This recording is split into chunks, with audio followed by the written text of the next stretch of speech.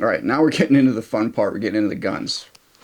All right, so this is my lever action Winchester 94. I bought this used when I was working at a local gun store. This was made in 1984, so it's not a pre-64 collectible or anything like that. This is a New Haven, Connecticut Winchester. Now, when I bought this thing, it was just really abused. The barrel and the magazine tube were kind of twisted. Like you could tell, like maybe someone smashed something with their rifle, but they were kind of twisted and mangled up. And I'm a big fan of John Wayne. John Wayne is the man, the myth, the legend. Farrell, you and your brother stand clear. I got no interest in you today. Stand clear and you won't get hurt. What's your intention? Do you think 1 on 4's a dog fall? I mean to kill you in 1 minute, Ned. Or see you hanged in Fort Smith at Judge Parker's convenience. Which'll it be? I call that bold talk for a one-eyed fat man. Fill your hand, you son of a bitch!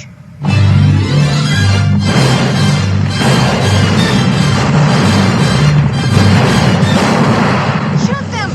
They're too far, they're moving too fast.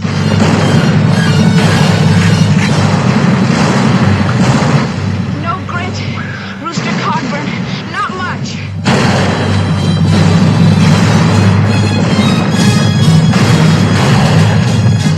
So I wanted to trapper this thing. So trapper means not a carbine. A carbine is 20-inch barrel. A trapper is 16 inches or less. Now, to avoid NFA laws and things like that, I cut this back to 16 1/4 inches. I recrowned the barrel, reinstalled the barrel band, and I reinstalled a new front sight. And then something else that was interesting about this rifle, whoever owned it before me, clearly they picked it up with bloody hands. And if you don't know about blood, blood is absolute hell on a firearms finish, especially on bluing. So the receiver bluing was completely shot. The gun was rusty. I literally got this thing for I think like $200. And since it was already in really, really bad shape, I was like, you know what? I'm already trappering this thing. I'm going to antique it. So I antiqued the barrel, the magazine tube, the receiver, and it just turned out really neat. And I threw on the old big loop lever on there just for good measure. And yeah, that's just, I have killed dozens of deer with this rifle. I love this rifle. So this is my brush gun, and this kind of pairs up with our ammo belt slide that I was talking about before. So I'll have 5 in the tube, and I have 5 more on the belt. And for a season, there's no reason why I'd need any more than that. Most of the time I just need 1 bullet. But when you're already out in the field, away from your vehicle, you're away from camp, you need to have some ammunition with you, because you never know what's going to happen. You might miss your deer. Hell, you might get charged by a mountain lion. Go away. No. No. You might get charged by a pack of wolves. So it's good to have some spare ammunition with you outside of just having a backup pistol with you. It's not. There is no pistol that's going to hit as hard as a 30-30 from a rifle. Maybe there are some that might hit a little harder, like maybe a Desert Eagle in 50 AE at point blank range might be close. But yeah, when it comes to taking out a wolf or a mountain lion that's charging me, I don't want a pistol. A pistol's a backup. I'd rather have a rifle. So that's my brush gun, my Winchester 94 and 30-30. Now, when I'm sitting in my particular location and I'm waiting for a deer, or maybe I'm stalking a deer, most times I'm going to have my Mauser 98 with me. Now, I used this last year with iron sights, and I took a deer, which was a really fun hunt. Essentially, I went out and I found the spot I wanted to sit, and I was leaned up against a tree, sipping on coffee, and I saw a deer up on a hill that was about 450 yards away, and it was downwind of me, so it should have had my scent.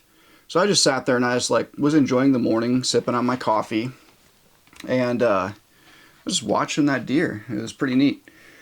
And anyways, I was just thinking like it has my scent. Like I'm just gonna watch this deer. The deer has my scent. It's pointless. And it just like kept on doing its thing, like gnawing on stubble and eating on like it was in an old bean field. And I was just like, you know what? If you're not gonna move, I'm gonna start moving towards you. So I had my rifle with, and I had like downed my pack, and I was just starting to like meander my way over there, spot and stock that thing. And it was basically I was at the bottom of a hill. There was one hill, and then a saddle, and then it was like on the front side of that next hill. So I meandered my way around, and I got up to the crest of that hill, and then I crawled on my belly a little ways with my with my Mauser 98. This is actually a Yugo Mauser 98, hence the straight bolt. And I got up to the crest of that hill. I came up on my knees, and at that point, I had spot and stocked it from about 450 to about 200 yards. Got up on my knees, and I took careful aim, and I shot, and I brought it down. And the bullet hit it in the neck, thank God, because I shoot for the neck on deer just because I want to make sure I don't damage any meat. And an 8mm Mauser shell on a deer with good shot placement on the neck, it's going to bring it down like a sack of potatoes. So that's just what I do. So anyways, I brought the deer down, and I was just like, thank goodness I actually brought it down, because like 200 yards was kind of stretching it for iron sights, at least for most people. So this summer I actually put a scout scope on it, so I'm excited to run that scout scope and have a little bit more confidence with shot placement. It's not that a scope necessarily is going to make you more accurate. A scope is going to help you be a little bit more refined with your shot placement, and be able to see a little bit more and have a little bit more of a fine aiming position. Something that I do with my scopes is I like to write data on the scope itself, and I'll take a picture and show you guys here. But I have data written on my scope. Essentially, 200 yards is going to be a 7-inch hold or 3.5 MOA. This is an MOA turret, so if I wanted to actually adjust the scope itself, I could do that. Most likely not ever going to do that, but I have the data there just in case. And then 25 inches at 300, 55 inches at 400, etc. Really, like a lot of that's going to be wishful thinking. Ideally, this is like a 300-yard gun for me. I have data all the way out to 500, but this is mostly my 300-yard gun, and then my Winchester is more of my 100 yards and in gun. So stuff I have on here, this is the Simple Strap Sling, a simple leather strap. The genesis of this sling comes from my own family heritage. I remember many times going up to our family farm, and my grandpa would always have an old, I think it was an old bolt action Marlin with peep sights on it with just a simple leather strap. And Father's Day one year I wanted to get my dad a simple leather strap for his rifle, and I just couldn't find one to save my life. So that's why at 1791 we took it upon ourselves to just develop a good old simple strap, a simple leather strap. We do have cartridge slings as well. If you don't like to carry like a butt cuff or have ammo on your belt, we do have a cartridge sling as well. But for this rifle, I really like the simple strap just because it makes it feel like more of an old military rifle with just a simple leather strap on there. Something else I have on here is our 1791 butt cuff. This one is the large rifle, and it fits my 8mm Mauser shells in there perfectly.